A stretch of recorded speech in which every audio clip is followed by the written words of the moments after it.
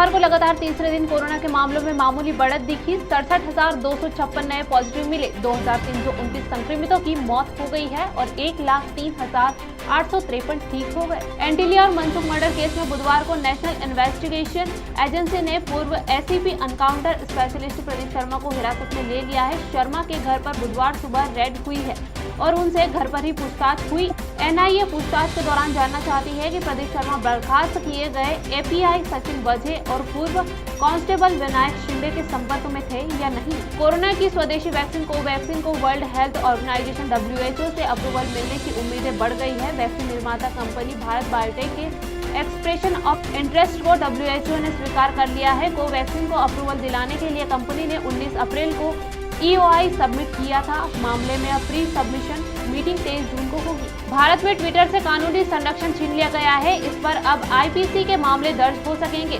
Police पूछताछ भी कर सकेगी। केंद्र सरकार ने IT नियमों का पालन न करने पर यह कार्यवाही की है। हालांकि ट्विटर और सरकार के बीच फरवरी 2021 से ही तानाशाही चल रही है। 27,000 करोड़ हर साल कमाता है ट्विटर। इसमें 14,000 करोड़ सिर्फ अमेरिका से। कुल रेवेन्यू में 86% विज्ञापनों से आमदनी होती है। भाजपा ने जून 2015 में कैलाश विजयवर्गीय को राष्ट्र महासचिव नियुक्त किया था और इसी के साथ बंगाल का प्रभारी भी बनाया था। विजयवर्गीय ने सिद्धार्थनाथ सिंह की जगह ली थी, जो उनके पहले राज्य के प्रभारी हुआ करते थे। अब 6 साल बाद विजयवर्गीय को बंगाल से हटाया जा सकता है। इजराइल ने फिर से गाजा पट्टी पर हवाई हमले किए हैं। फिलिस्तीन के चरमपंथी गुट हमास से 21 मई को हुए सीज फायर के बाद इजराइल ने पहली बार एयर स्ट्राइक किया है। इजरायली सुरक्षा बलों का दावा है कि तटीय इलाकों में आग लगाने की घटना के जवाब में बुधवार तड़के पूरे गाजा पट्टी में हवाई हमलों को अंजाम दिया गया है। हमास के सदस्य गुब्बारे के जरिए इजराइल के दक्षिणी इलाके में आग लगाने की कई घटनाओं को अंजाम दे चुके हैं। सत्ता से बेदखल हो चुके बेंजामिन नेतन्याहू से भी ज्यादा दक्षिणपंथी और आक्रामक यहूदी राष्ट्रवाद की वकालत करने के लिए नेफ्ताली बेंजामिन के इजराइल के प्रधानमंत्री बनने पर कई अरब देशों ने स्वागत किया है। वहीं कुछ देशों का कहना है कि सरकार बदलने से बहुत फर्क नहीं पड़ेगा। इजराइल के नए विदेश मंत्री यायर लेपिड ने अरब देशों के साथ राजनीतिक संबंधों के मामले में आगे बढ़ने के संकेत दिए हैं। राजस्थान के सीकर जिले में खाकी वर्दी एक बार फिर शर्मसार हुई है। सीकर में एक पुलिस कांस्टेबल को अपने ही जिगरी दोस्त की बहन से दुष्कर्म के मामले में गिरफ्तार किया गया है। आरोप है कि भाई से दोस्ती के नाम पर घर आना जाना कर पहले तो संबंध बनाए और फिर शादी का झांसा देकर दुष्कर्म करता रहा। आरोपी कांस्टेबल को पुलिस ने गिरफ्तार कर लिया है। उत्तर प्रदेश के गाजियाबाद में बुजुर्गों की पिटाई के मामले में अब राजनीति गर्मा गई है। गोरखपुर के सांसद और भारतीय जनता पार्टी के नेता रवि किशन ने कांग्रेस नेता राहुल गांधी पर हमला बोला है। रवि ने कहा है कि राहुल का ट्वीट हिंदू और मुस्लिम के बीच दंगे करवा सकता है। हिंदू मुस्लिम की राजनीति के बीच आम लोगों को नुकसान होगा। नए IT रूल्स का पालन नहीं करना ट्विटर को भारी पड़ गया। ट्विटर को भारत में मिलने वाला लीगल प्रोटेक्शन यानी कानून सुरक्षा खत्म हो गई है। अब जब तक ट्विटर नियम लागू नहीं करता तब तक उसे कानूनी सुरक्षा नहीं मिलेगी। महाराष्ट्र के उस्मानाबाद में कुछ राहगीरों और गांव वालों ने ट्रक में लदा करीब 70 लाख का माल लूट लिया। दरअसल एक ट्रक के पलटने के दौरान यह लूटपाट की गई। पुलिस इस मामले में जांच में जुट गई है और लूट के माल को वापस लाने के लिए कई टीमें आसपास के इलाकों में सर्च ऑपरेशन कर रही है। मध्य प्रदेश के रीवा से हैरान कर देने वाला मामला सामने आया है। यहाँ एक सांड 3 मंजिला मकान में घुस गया। खास बात यह है कि यह सांड मकान के सबसे ऊपर वाले कमरे में पहुंच गया। जब घर के सदस्य वहां पहुंचे तो यह नजारा देख हैरान रह गए कि सांड बिस्तर पर आराम फरमा रहा था। देश में कोरोना वायरस को मात देने के लिए कोवैक्सीन का काम जारी है। वैक्सीन को लेकर अलग अलग तरह की बातें लगातार सामने आ रही है। इस बीच भारत बायोटेक की कोवैक्सीन को लेकर कांग्रेस नेता गौरव पांधी द्वारा एक दावा किया गया है। गौरव का कहना है कि कोवैक्सीन को बनाने के लिए गाय के बछड़े का सीरम उपयोग किया जा रहा है। ये दावा उन्होंने एक RTI में मिले जवाब के आधार पर किया है। इस बयान के बाद कोवैक्सीन को लेकर बहस तेज हो गई है और भारत बायोटेक को भी अपनी सफाई देनी पड़ रही है। लोक जनशक्ति पार्टी में जारी घमासान को लेकर बुधवार को चिराग पासवान ने प्रेस कॉन्फ्रेंस की। चौथा पशुपति पारस के साथ जारी विवाद को लेकर चिराग ने अपने रुख को सभी के सामने रखा। चिराग पासवान ने कहा कि मैं चाहता हूं कि परिवार की बात बंद कमरे में निपट जाए, लेकिन अब ये लड़ाई लंबी चलेगी और कानूनी तरीके से लड़ी जाएगी। 2020 में कोरोना महामारी आने से बहुत कुछ बदल गया है। कोर्ट में वर्चुअल सुनवाई, ऑनलाइन खरीदारी, ऑनलाइन क्लासेस, डॉक्टर की ऑनलाइन सलाह और टेलीमेडिसिन का इस्तेमाल अचानक बढ़ गया है। लोगों को ज्यादा तेज इंटरनेट की जरूरत महसूस होने लगी है। टेलीकॉम कंपनियों ने देश में 5G टेक्नोलॉजी की इस तलब को भांप लिया है। यही वजह है कि पिछले कुछ महीनों से 5G से जुड़ी नौकरियां तेजी से बढ़ रही है। उत्तर प्रदेश के बरेली और अलीगढ़ से चौंकाने वाले मामले सामने आए हैं। दोनों मामलों का कनेक्शन लॉकडाउन, रोजगार और भूख से है। बरेली में घर में बंद बच्चों ने पड़ोसियों से खाना मांगा। पड़ोसी आए तो देखा कि बच्चों के पिता फंदे से लटके हैं। इसी तरह अलीगढ़ में एक ऐसे परिवार का एनजीओ ने रेस्क्यू किया है जो 15 दिन से भूख से तड़प रहे हैं। सीबीएसई 12वीं के रिजल्ट के लिए 10वीं, 11वीं और 12वीं के नंबर जोड़े जाने पर विचार चल रहा है। सीबीएसई का 13 सदस्यीय पैनल 10वीं, 11वीं, 12वीं के नंबर 30-30-40 के अनुपात में जोड़कर रिजल्ट तैयार करने के तरीके पर राजी हो सकता है। मध्य प्रदेश में मानसून की दस्तक के साथ ही बारिश का सिलसिला जारी है। राजधानी समेत खंडवा और मुरैना में बुधवार को तेज बारिश हुई।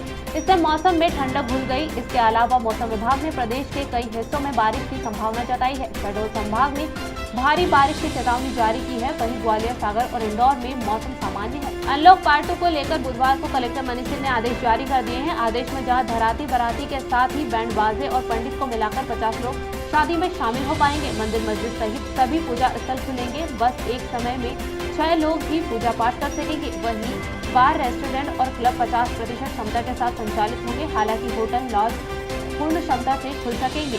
ये आदेश लागू किए गए। सागर में करोड़ों रुपए की सोना पकड़ने के बाद अब मोती नगर पुलिस ने 1.45 करोड़ की चांदी पकड़ी है। बुधवार को मोती नगर पुलिस ने पगारा रोड पर कार्यवाही करते हुए कार को रोका और तलाशी ली तो 215 किलोग्राम चांदी बरामद हुई। मामले में पुलिस ने सराफा बाजार से जुड़े कार सवार 3 लोगों को हिरासत में लिया है।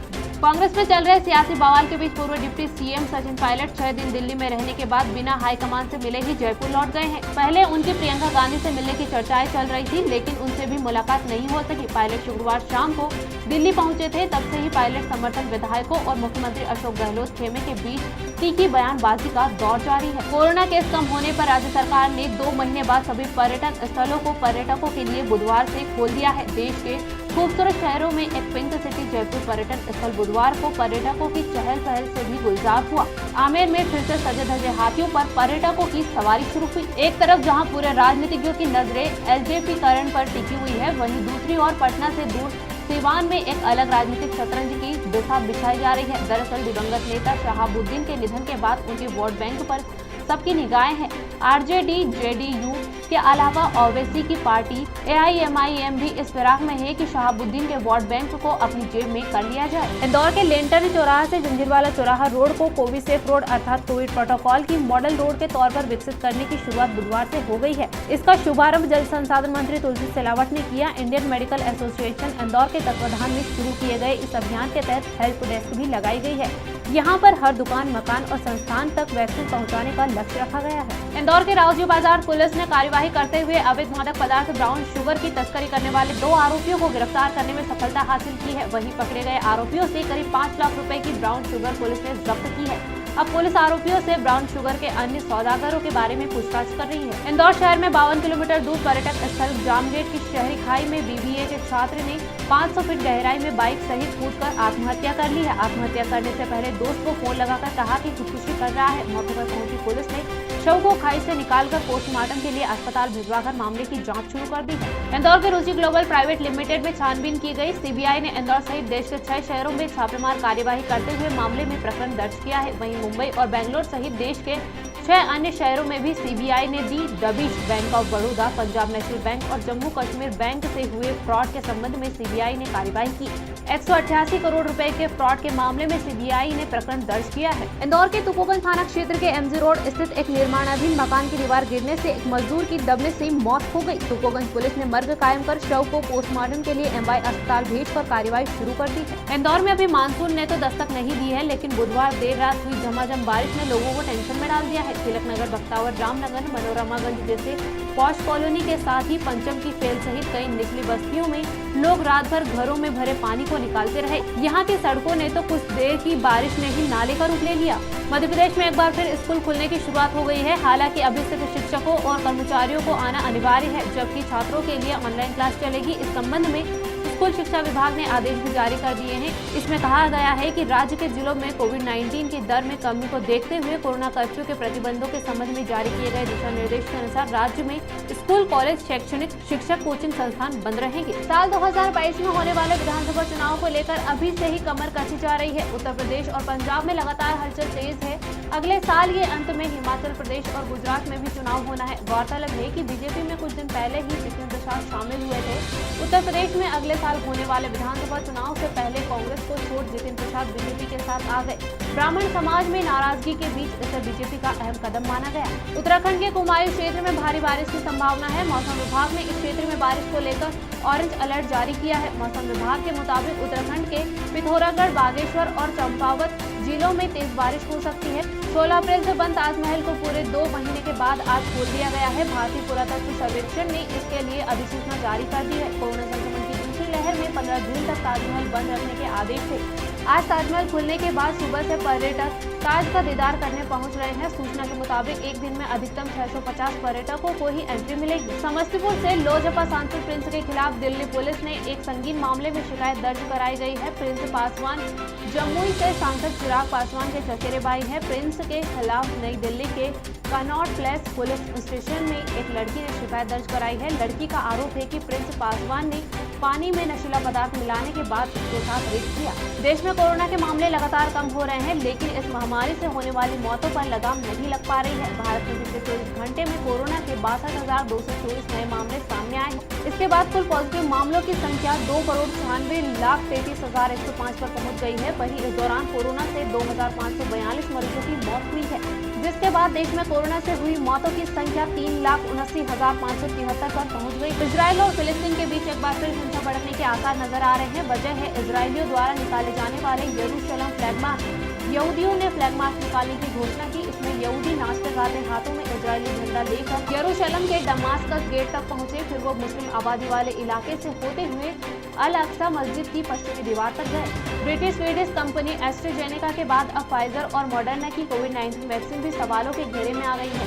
अमेरिका में इन दोनों ही कंपनियों की वैक्सीन लगवाने वाले युवाओं में सीने में जलन की समस्या उभरने के कई मामले सामने आए। ब्रिटेन के वैज्ञानिकों को एक डिवाइस बनाने में सफलता हासिल हुई है, जो महज 15 मिनट में ही कमरे में कोरोना संक्रमण का पता लगा लेता है। बड़े कमरे में 30 मिनट लगते हैं। कोरोना संक्रमितों की जानकारी देने वाली यह डिवाइस आने वाले समय में विमानों के कैबिन, क्लासरूम, केयर सेंटरों, घरों और ऑफिस में स्क्रीनिंग के लिए महत्वपूर्ण साबित हो सकती है। इसका नाम कोविड अलार्म रखा गया है। मानसून देश के करीब 80% हिस्से में पहुंच चुका है। केरल में 2 दिन देरी से पहुंचने वाला मानसून उत्तर प्रदेश और मध्य प्रदेश सहित कई राज्यों में समय से 1 सप्ताह पहले पहुंच गया। मौसम विभाग ने अगले 24 घंटे में असम, बंगाल, सभी पूर्वोत्तर राज्यों सहित कई इलाकों में भारी बारिश की आशंका जताई है। महाराष्ट्र के नवी मुंबई से एक चौंकाने वाला मामला सामने आया है, जहां एक रिटायर्ड पुलिसकर्मी भगवान पाटिल ने अपने दोनों सगे बेटों को गोली मार दी।